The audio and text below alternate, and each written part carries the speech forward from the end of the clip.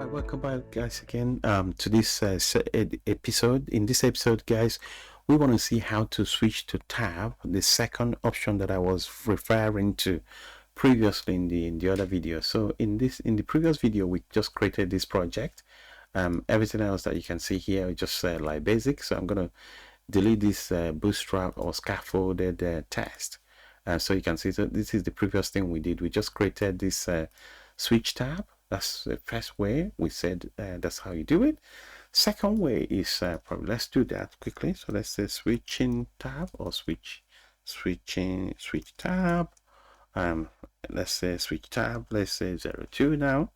.cy.ts. Kind of same really, just they differ slightly. So kind of same kind of test again. So I'll put it here.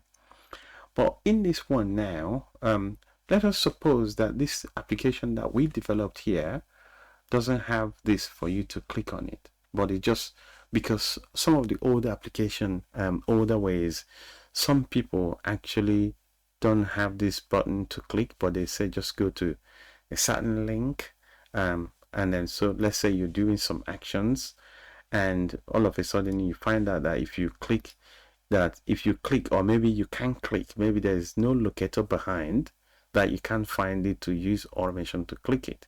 But when you hover on it, you know that there is a link popping up here and that you want to actually use that link here to reference this. So if you hover on this, you just say locator at 3000 /add. So what you do, you just manually open up a tab and then open that this thing and just add that. So like that, you just do it that way and then continue with your test. This way too, Cypress Puppeteer can also find it to do. So find a way to do that. So let's go in and see that. So this is the first one we saw. I'm just gonna, the second one, we're not gonna click anything, so I'll just take this out. So that's gone. So we just open up this and then we switch in and use Puppeteer to actually grab that. So let's go to Puppeteer GitHub as well to see how to do that second one. You can see this one, they call the switch to tab and get content. That's what we demonstrated. So the second one is here. You're not clicking anything.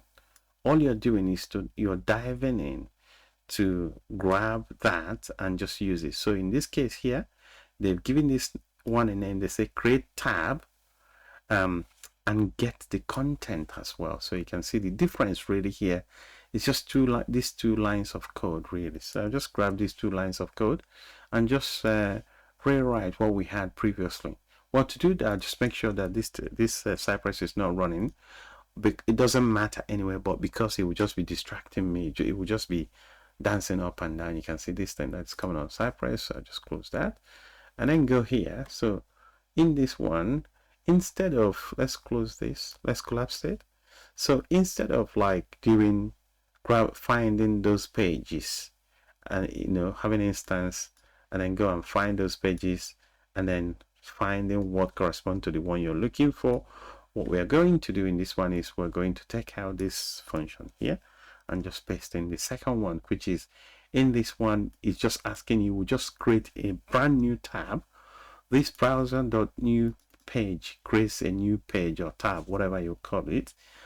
When you create it, you need to put the address of where you're going. So in this case, we are going to put 3000 /add. That's where we're going.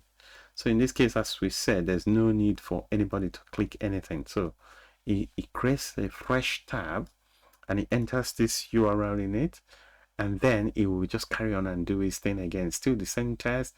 You just type management in the title. It will just type testing in the description, and it will just click on a button and it will just find that text and return it.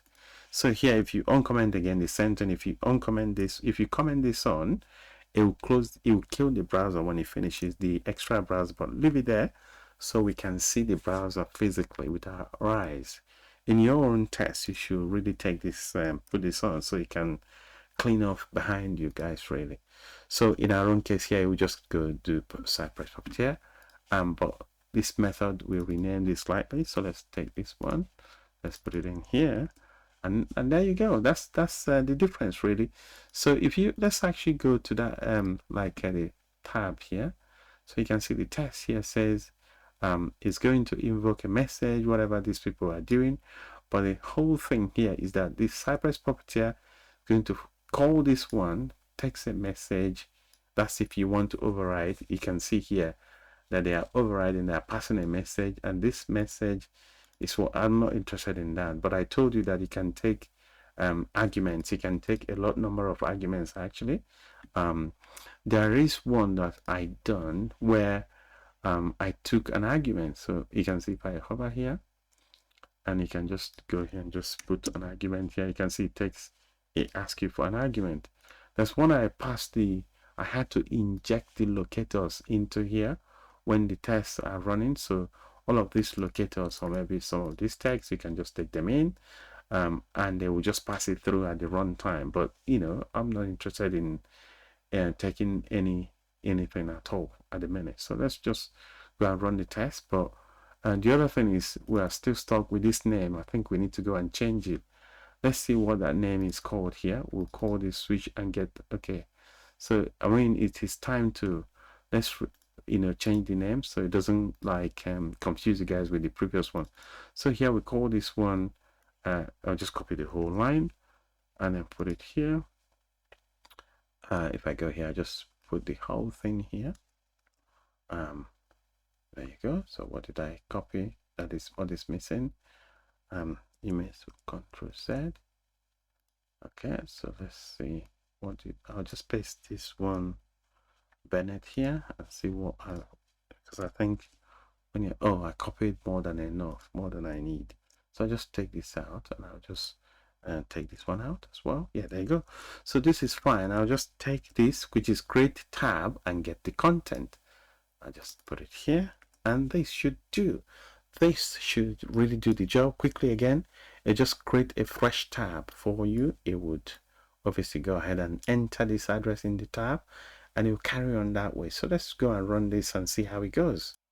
Right, so let's go and run this. I'll just type npm run Cypress debug, press and enter, and this opens up. I'll just go open up this again with Chrome. Just remember that you need to enable that Chrome Recorder plugin. So here is switch tab to test. So let's go and click on this, and the test passes again. Hooray! So you can see the new tab. You just open a fresh tab and enter the management testing. Probably just click on this and then came back with that and just found that everything else works. So you can see that Cypress now, obviously with the help of Puppeteer, is now able to switch tabs, guys. This is something good. It's one of the pain points of Cypress. Maybe in the upcoming series we can see more features on this. Thank you.